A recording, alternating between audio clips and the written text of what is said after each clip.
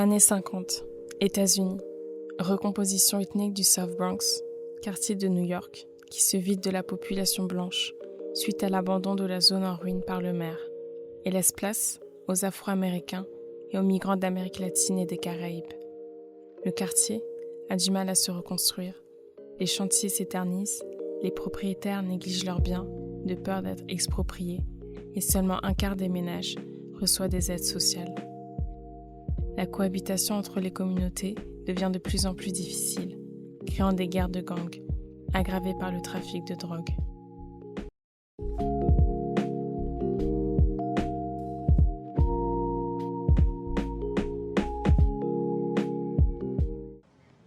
Dans ce climat, les nouvelles communautés importent avec elles leur culture, qu'elles partagent avec les habitants. Les Jamaïcains apportent la culture du sound system, en organisant des block parties, faites de quartier, dans lesquelles ils dévoilent leur technique de DJing révolutionnaire. Ils créent le sampling, technique qui consiste à réutiliser, juxtaposer des morceaux et des rythmiques déjà enregistrés pour en produire de nouveaux.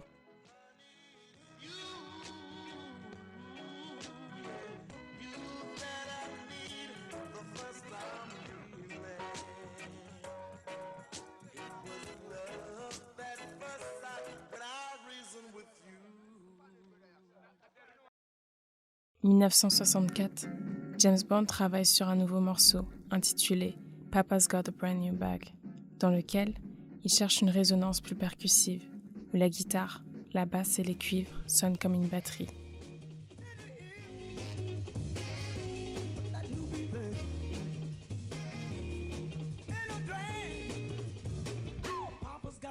Ces expérimentations l'amènent à sortir en 1968 le morceau « Funky Drummer », structuré d'une partie consacrée uniquement à la grosse caisse et la caisse claire. Rupture dans la musique, appelée breakbeat, break, voulant dire cassant.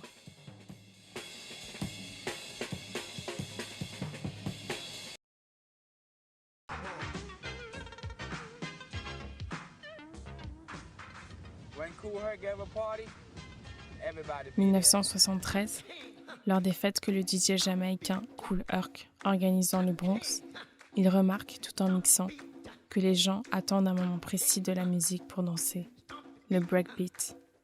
Il décide alors de réunir les breakbeats des différents morceaux qu'il a pour n'en faire qu'un.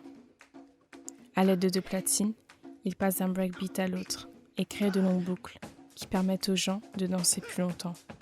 Il appelle cette nouvelle technique le merry-go-round, des allers-retours. C'est dans ces moments de break que les gens forment un cercle dans lequel des danseurs entrent pour montrer des mouvements qui sont au départ assez simples mais qui au fil des soirées se complexifient. Kool Herc baptise ses danseurs B-Boys, B-Girls, B pour Breakers.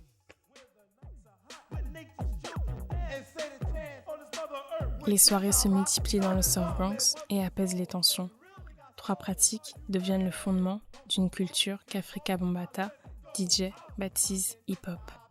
Le DJing, le MCing et le b-boying.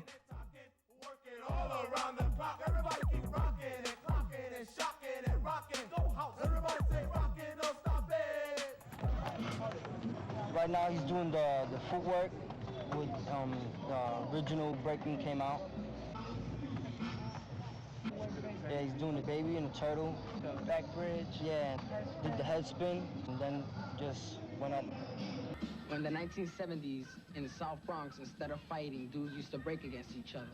And it's a combination of martial arts, ballet, and, and acrobatics. Acrobatics, yeah, that's true. Inspirés par ces sports, les b-boys reprennent les tenues des athlètes et des gymnastes, des justes corps aux survêtements. Naturellement, les chaussures de sport deviennent l'incontournable accessoire des danseurs. Pratiquant dans la rue, ils ont besoin de chaussures robustes et confortables. Dans les débuts, ils privilégient les chaussures montantes de basketball pour leurs semelles qui facilitent les rotations, leur stabilité, leur bon maintien des chevilles et leur résistance à l'usure. C'est comme cela que la Nike Blazer, l'Adidas Original Profi ou la Converse Chuck Taylor se retrouvent aux pieds de nombreux danseurs.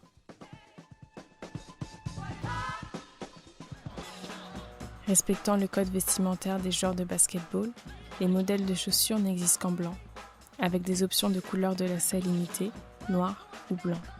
Pour se démarquer, les danseurs personnalisent leurs paires de multiples façons, en teignant leurs lacets aux couleurs de leur tenue ou en déchirant des chemises pour en faire de larges lacets, en réimprimant le logo aux couleurs de leur tenue ou en le retirant pour peindre à la place des noms et des motifs. Ces pratiques homemade sont commercialisées au début des années 80. Les Fat Laces, gros lacets, sont dès lors disponibles en plusieurs coloris et portés par tous les b-boys. Au même moment, en Californie, d'autres formes de danse émergent, inspirées du disco. Le popping, inventé par Boogaloo Sam, et le locking, inventé par Don Campbell.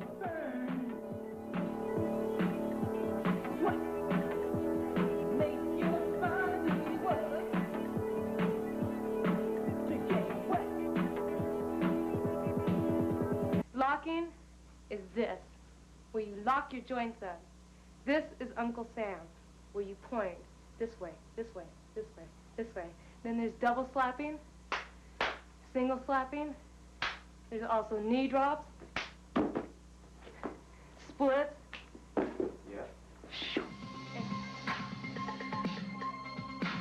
Dans cette région, la Converse All Star s'impose comme la référence pour les danseurs.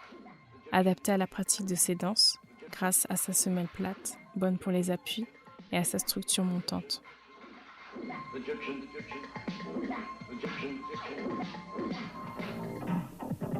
Les danseurs hip-hop ont fait de la chaussure de sport un accessoire de mode, en la sublimant dans la volonté de se démarquer des autres groupes.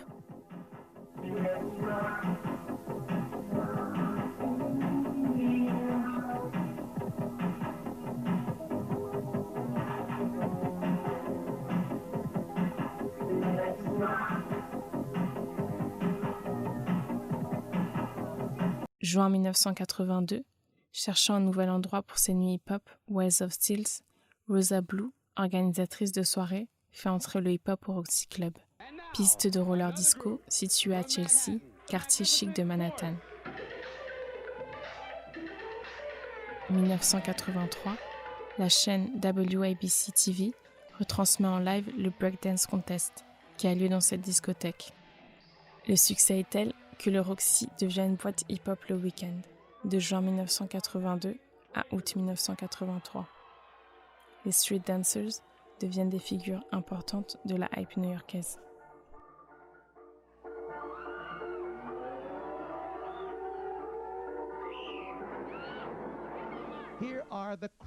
La danse hip-hop apparaît pour la première fois à la télé dans l'émission d'Al Alberts en 1982 et les danseurs hip-hop sont invités dans plusieurs émissions à travers tout le pays.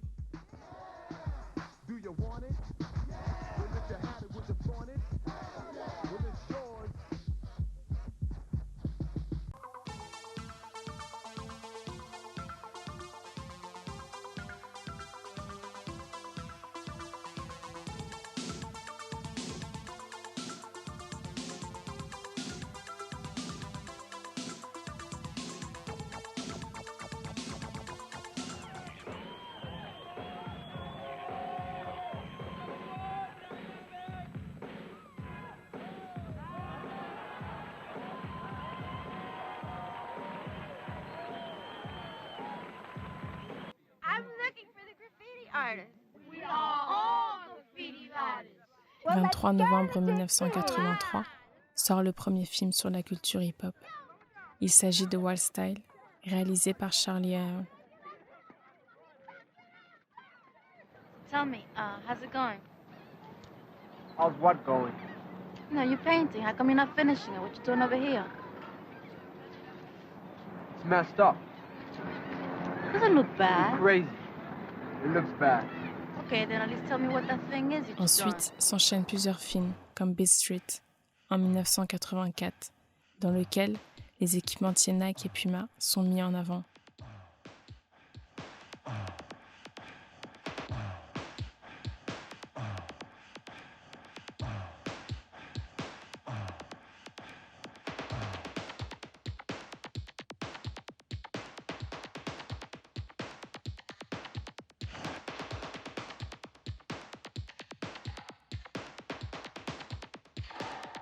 La basket Puma Suède est très populaire auprès des danseurs. Lors de sa victoire au JO de 68, l'athlète Tommie Smith la brandissait déjà en signe de protestation contre le racisme et la situation des Afro-Américains à cette époque. Chargée de ce symbole fort, la paire est adoptée à l'unanimité par les danseurs hip-hop. Sa semelle robuste et flexible en caoutchouc et son empeigne durable en daim en font une basket idéale pour la pratique du b-boying.